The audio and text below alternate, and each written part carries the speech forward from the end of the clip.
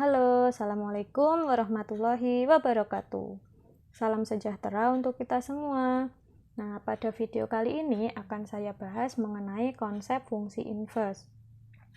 Fungsi inverse ini sendiri merupakan fungsi kebalikan. Ini fungsi kebalikan. Biar lebih jelas silakan simak ya. Nah, misalkan di sini saya memiliki fungsi yaitu fungsi f yang memetakan a ke b yaitu fungsi f. Pada himpunan A, misal ada anggotanya yaitu a kecil, untuk b yaitu b kecil. Namanya fungsi kan harus dipetakan tepat satu dari domain ke kodomain ya. Nah, begini. Yang disebut dengan fungsi f yang memetakan a ke b. Lalu untuk fungsi inverse-nya itu sendiri yang mana? Fungsi inverse-nya yaitu b ke a ini. Yaitu bisa ditulis f inverse apa di sini? F inverse a. Nah, di sini fa atau fungsi a. Fa hasilnya b. Kalau f inverse a hasilnya a. Ini nanti b ke a ya. Gitu. Lalu bagaimana dengan konsep fungsi inverse pada komposisi fungsi? Komposisi fungsi itu sendiri kan minimal harus memiliki apa? Harus memiliki dua fungsi. Misalkan ada fungsi f yang memetakan a ke b dan ada fungsi g yang memetakan b ke c. Nah, di sini ada a, b, dan c. A ke b itu fungsi f, b ke c itu fungsi g ya. Pada fungsi a misal ada anggotanya yaitu a kecil, pada b ada anggotanya yaitu b kecil, pada c yaitu c kecil. Yang disebut dengan komposisi fungsi yaitu pemetaan a ke c ya kan. Nah, misal di sini saya petakan dulu a ke b menjadi fa, b ke c menjadi g b. Nah, maka yang disebut dengan a ke c, ini saya tulis di sini ya. A ke c yaitu merupakan G bundaran F. G bundaran apa? G bundaran F apa? Yaitu G bundaran FA. Karena awalnya di A. Lalu mana yang disebut dengan apa? Komposisi fungsi inverse-nya yaitu ini kebalikannya, ini kan ke kanan, kalau inverse-nya yaitu ke kiri. Nah, ini ke sana disebut dengan G bundaran F inverse. Inverse apa? Yaitu A. Kebalikannya. Atau bisa kalian tulis G bundaran F inverse A itu setara dengan, ini sama dengan ya, F inverse dibundarkan dengan G inverse. Di sini A. Ya, kan awalnya tadi F ke G menjadi G bundaran F. Nah, sekarang di sini dari G ke F menjadi F inverse bundaran G inverse ya. Nih, kalau ke sana itu tadi G, ke sana F, fungsi F, kalau ke sana panahnya ke kiri maka G inverse B. Kalau ke sana maka F inverse A. Maaf. Nah, gini ya. Paham? Insya Allah saya anggap kalian paham ya di sini ya. Jangan lupa untuk G bundaran F inverse bisa dipecah, kalian kerjakan menjadi F inverse bundaran G inverse A. Itu ya. Oke, maksudnya inverse sendiri itu bagaimana? Kan biasanya kita tahu ada fungsi, misal ya fungsi fx itu sama dengan ax plus b. Ini disebut dengan apa? Fungsi linier kan ya. Nah, fx itu bisa ditulis menjadi y sama dengan ax plus b. Ini fungsi f-nya, y sama dengan ax plus b. Nah, yang disebut dengan fungsi inverse itu sendiri yang mana? Ini kan y. Maka y kebalikannya apa? Kebalikannya yaitu x. Karena di sini tadi y sama dengan, maka nanti kebalikannya kalian cari x sama dengan. Oke, biar lebih jelasnya akan saya jelaskan.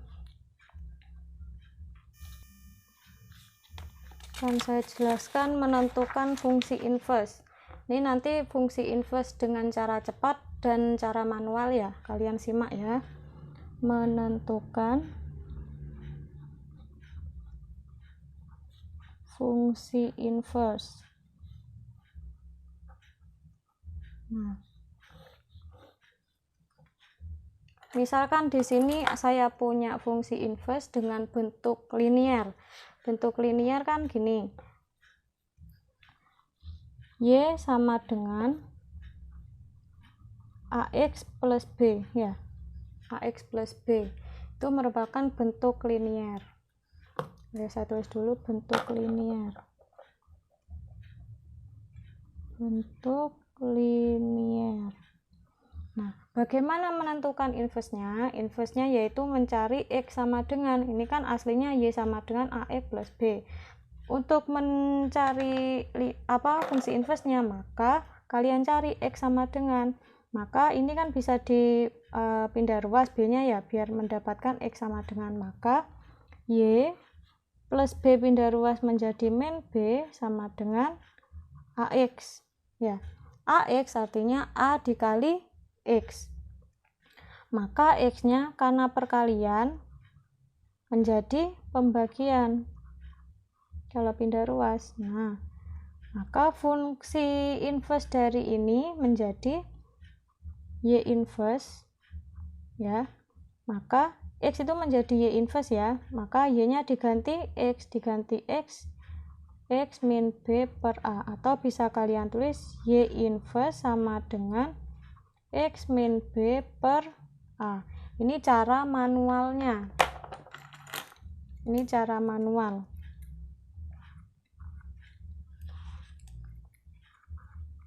Cara manual. Bagaimana dengan cara cepatnya? Kan kalian ingat apa enggak ya?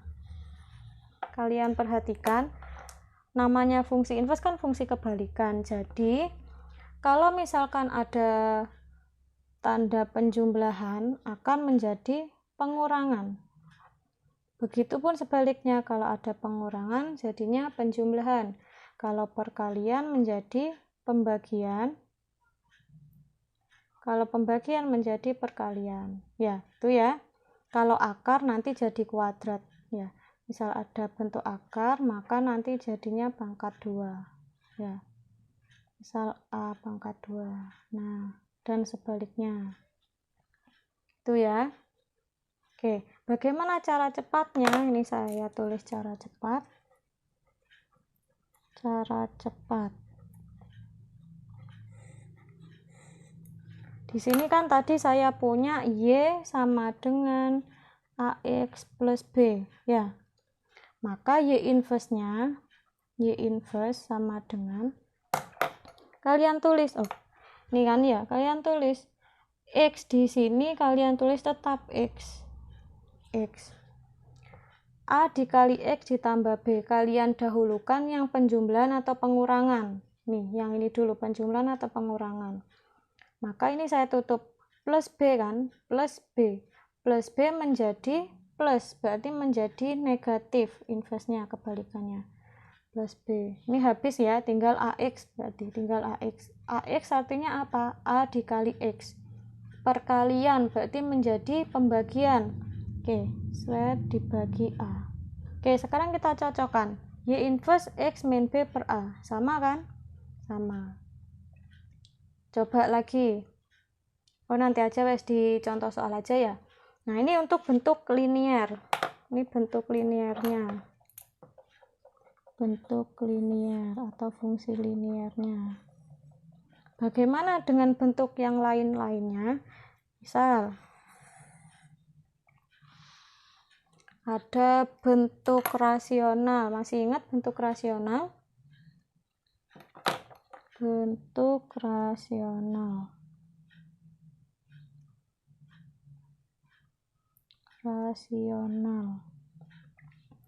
Bentuk rasional yaitu misal ada Y sama dengan AX plus B per CX plus D. Nah, cara manualnya bagaimana? Kan cara manual kita cari kita cari X sama dengan, kan Y sama dengan, inverse-nya X sama dengan, X sama dengan, inverse-nya Y sama dengan. Sama persis dengan yang tadi, mana ya? Nah, ini kan aslinya domainnya itu kan X. Range atau kodomainnya kan Y toh, di sini Y. Maka X ke Y, inverse-nya Y ke X gitu. X ke Y kan tadi FA itu sama dengan Y. Maka kalau A ke B itu Y, maka B ke A menjadi X sama dengan atau F inverse-nya. Oke, bagaimana cara mencari X sama dengannya? Maka ini kalian kalikan silang, ini kan artinya Y per 1 dikali AX plus B kan ya tetap ya, maka ini menjadi Y dikali CX plus D sama dengan AX plus B. Maka Y dikali CX menjadi YCYX plus YD sama dengan AX plus B. Karena kita mau mencari X sama dengan, maka yang memiliki variabel X digabungkan. CY boleh ke kanan atau AX ke kiri, terserah. Ini saya taruh kiri aja, CYX AX menjadi min AX sama dengan YD itu apa? Plus B. Maka ini min YD plus B ya. Tuh. Karena ini punya variabel X, sama-sama punya variabel X, maka kita faktorkan menjadi X dikali CY dikurangi A. X dikali CY yaitu CYX, X dikali A yaitu min AX ya, sama dengan min YD plus B. Maka X-nya itu sama dengan, kan ini perkalian, X dikali CY min A, artinya perkalian pindah ruas menjadi pembagian, maka min YD plus B dibagi dengan CY min apa itu di situ? Min A. Maka X-nya, X kan bisa ditulis apa? Bisa ditulis inverse-nya dari Y. Maka bisa ditulis Y inverse sama dengan, oh ini, YD. Untuk Y kan diganti X, maka ini kan masa nulisnya XD. Bisa dituliskan min, saya tulis XD dulu ya, plus B per CX min A. Nah, biar rapi, biar rapi, maka di sini min XD kan bisa ditulis menjadi min DX plus B per CX min A ya. Nah, jadi nanti cara manualnya bahwa untuk bentuk rasional enggak kelihatan. Cara manualnya seperti ini. Cara manual. Ya. Cara manualnya seperti ini, bahwa Y sama dengan AX plus B CX plus per CX plus D, maka hasil dari inverse-nya yaitu min DX plus B per CX min A. Kalian perhatikan, oh A-nya pindah ke bawah, menjadi ada negatif. Oh D-nya pindah ke atas, menjadi min. Maka kalau misalkan cara cepat bagaimana? Pakai ini. Cara cepatnya, misal ada Y sama dengan AX plus B per CX plus D. Nah, kalau ini kalian lihat, berarti inverse-nya Y inverse sama dengan A pindah ke bawah ke D, D pindah ke atas tempatnya A, tapi harus ada negatifnya, dikali negatif, maka min DX plus B per apa? CX-nya tetap min D min A ya. Oke, gitu ya. Itu cara cepatnya. Kalau yang bentuk rasional, cara cepatnya harus melihat dari cara manual. Saya lanjutkan untuk bentuk yang irasional. Cara manualnya ya, bentuk irasional. bentuk irasional. Irasional itu bentuknya seperti apa? Bentar, kurang fokus. Oke. Bentuk irasional yaitu bentuk akar. Ini pakai yang cara manual dulu, cara manual. Misal di sini saya memiliki Y sama dengan akar dari AX plus B. Ya, bagaimana menentukan Y inverse-nya? Y inverse dari Y inverse-nya apa? Yaitu X sama dengan kan? Y sama dengan inverse-nya X sama dengan. Kita cari sekarang Y sama dengan akar AX plus B, maka akarnya hilang, sama-sama dikuadratkan menjadi Y pangkat 2, maka akarnya hilang menjadi AX plus B. Oke, masih ingat bahwa kan di sini ada penjumlahan, ini penjumlahan menjadi pengurangan, maka plus B pindah ruas menjadi Y kuadrat min B sama dengan AX. Lalu biar menjadi X sama dengan, ya, maka A pindah ruas, A kali perkalian pindah ruas menjadi pembagian, Y kuadrat min B per A. Atau bisa ditulis menjadi Y inverse sama dengan apa? X. Y kuadrat kan diganti X kuadrat min B per A. Atau biar rapi ditulis Y inverse sama dengan X kuadrat min B per A. Ini cara manualnya. Untuk cara cepatnya,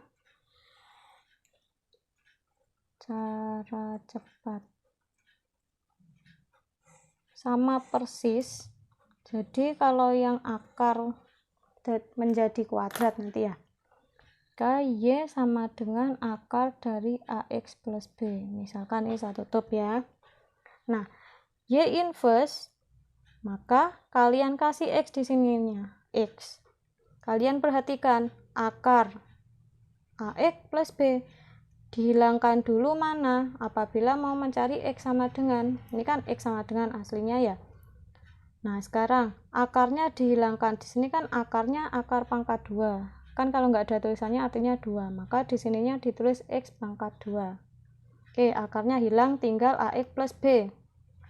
AX plus B mana dulu yang harus ditulis? Kalian tulis, yang kalian perhatikan dulu ini plus B nya, yang penjumlahan atau pengurangan, maka plus B menjadi min B ya, plus jadi min. Oke, tinggal AX. AX artinya apa? A dikali X. A dikali X artinya pembagian per A inverse-nya.